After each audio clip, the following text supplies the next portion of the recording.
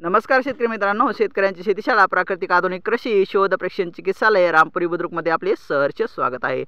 आज आपण आहोत भुईमुगाच्या प्लॉटवर आणि भुईमुग हे शेतकऱ्यांचं सगळ्यात महत्त्वाचं गळीत धान्य आहे।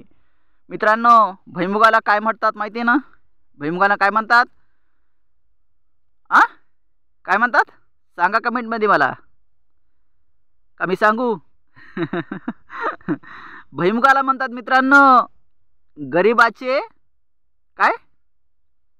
गरिबाचे बदाम। गरिबाचे बदाम म्हणतात भुईमुगाला। कारण मित्रांनो, बदाम तर आपल्याला खाणं होत नाहीत, पण गरिबाला जर बदामाची चव जर घ्यायची असेल, गरिबाला बदामामधलं न्यूट्रिशन मिळवायचं असेल, तर त्याचं माध्यम आणि त्याची एनर्जी सोर्स म्हणजेच भुईमुगाचा शेंगदाणा आहे। ही गोष्ट लक्षात घ्या। भुईमुगाचा शेंगदाणा म्हणजेच गरिबांचे बदाम। आलं लक्षात? तर मित्रांनो, आज भुईमुगावर खूप असा न्यूट्रिशन डेफिशियन्सी दिसते आणि ह्या न्यूट्रिशन डेफिशियन्सी व्हायरस पण आहे आणि मावा कुकडा तुडतुडीचा प्रादुर्भाव पण आहे। हे पीक खूप सध्या अडचणीमध्ये आहे, है ना? ट्रेसमध्ये आहे। हे झाड खूप ट्रेसमध्ये आहे। ह्या झाडाला बिचाऱ्याला खूप त्रास होत आहे, वेदना होत आहेत। बघा कसं झालं आहे माझ्या छोट्याशा भुईमुगाच्या झाडाचं पान। याकडे थोडंसं लक्ष द्या मित्रांनो, कारण शेती आपल्याला भरभरून देते, पण शेतीला आपण काय देतो? आलं लक्षात? शेती आपल्याला भरभरून देते, पण शेतीला आपण काय देतो?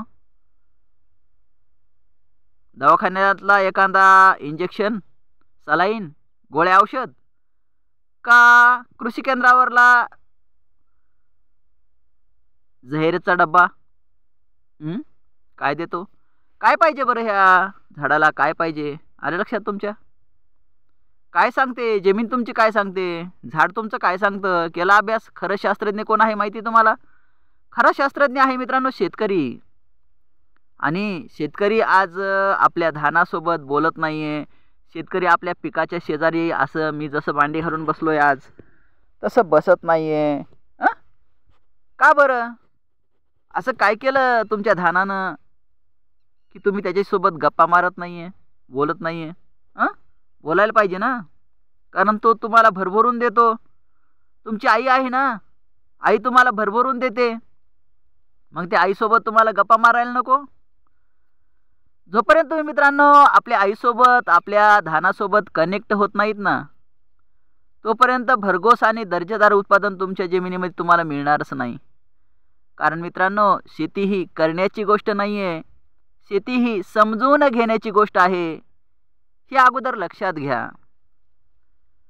रोग आला, माझं धान चांगलं कसं येईल, मला भरपूर भरघोस दर्जेदार उत्पादन मला माझ्या शेतामध्ये कसं मिळेल, हे प्रश्न खूप तोडके आहेत मित्रांनो। खूप छोटे आहेत हे प्रश्न। याचं उत्तर क्विकली मिळतं, क्विकली। आलं लक्षात? पण तुम्हाला तुमच्या शेतासोबत कनेक्ट व्हावं लागेल। आताच मी सांगितलं, शेती ही करण्याची गोष्ट नाहीये, शेती ही समजून घेण्याची गोष्ट आहे। आलं लक्षात?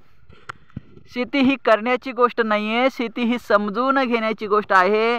माझ्या पिकावर क्रॉप डिसीज काय येतं? ही माझी जी आई आहे ना, ब्लॅक सॉइल, जंतूनाम जीवनम कृषी, जंतूचं जीवनच कृषी आहे। ही गोष्ट लक्षात घ्या।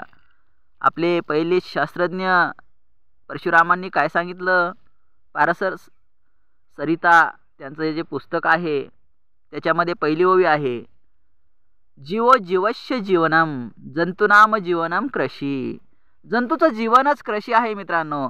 आणि त्या जंतूला तुम्ही रासायनिक, chemical, fertiliser, pesticide, synthetic fertiliser, pesticide, nano टेक्नॉलॉजीचे पेस्टिसाइड आणि अन्य प्रकारचे तणनाशक, खरपतवार, त्यानंतर रासायनिक, केमिकल, पेस्टिसाइड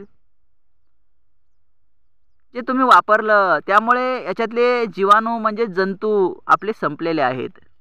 आपल्या पिकाची ग्रोथ करणारा जीवाणू इथं नाही आहे. आपल्या पिकांना पाणी देणारा जीवाणू इथं नाही आहे. आपल्या पिकांची ग्रोथ करणारा जीवाणू इथं नाही आहे.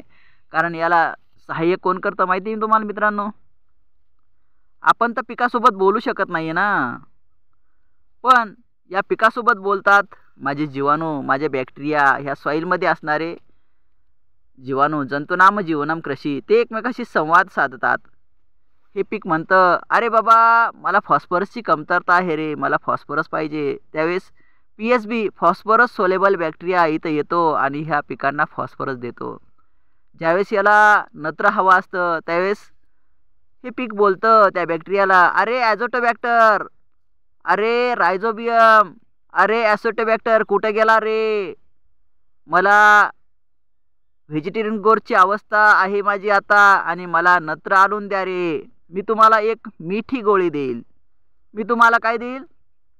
एक गोड अशी गोळी देईल. गोड गोळी कोणाला आवडत नाही मित्रांनो? सर्वांना आवडते ना. तसं पीक त्या बॅक्टेरियाला गोड गोळी देतं आणि पिकापाशी गोड गोळी पर्याप्त आहे. म्हणजे पानाच्या माध्यमातून क्लोरोफिलची प्रक्रिया होते आणि क्लोरोफिल पांढऱ्या मुळाच्या स्राव सोडतं आणि पांढऱ्या मुळ्याच्या सानिध्यामध्ये तो स्राव भरभरून असतो आणि तो स्राव खाण्यासाठी तिथं ॲझोटोबॅक्टर येतो, युरिया उपलब्ध करून देणारा, तो रायझोबियम येतो, ॲसोटोबॅक्टर येतो, त्याच्यानंतर PSB फॉस्फरस सोलेबल बॅक्टेरिया येतो, KMB पोटॅशियम सोलेबल बॅक्टेरिया येतो, त्याच्यानंतर ट्रायकोडर्मा झिंक सोलेबल बॅक्टेरिया, त्याच्यानंतर बोरॉन सोलेबल बॅक्टेरिया, हे सर्व येतात आणि आपल्या पिकाच्या मुळावाटं जे गोड गोळी किंवा गोड सलाईन किंवा गोड पेस्ट हरित लवाचं जे द्रव्य आहे ते पीक सोडतं आणि ते पीक तिथं आपल्या जीवाणूला देतं आणि जीवाणू ह्या पिकाला त्याचं न्यूट्रिशन चांगल्या पद्धतीनं तिथं उपलब्ध करून देतात. तर अशा पद्धतीनं मित्रांनो थोडंसं लक्ष द्या.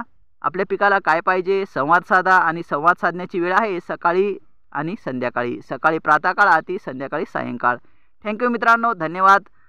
भरघोस आणि दर्जेदार उत्पादन जर घ्यायचं असेल तर शेतकऱ्यांची शेतीशाळा यामध्ये सभासद नोंदणी करा आणि आपल्या कोण्याही क्रॉपचं भरघोस आणि दर्जेदार उत्पादन मिळवून घ्या. थँक्यू मित्रांनो, धन्यवाद.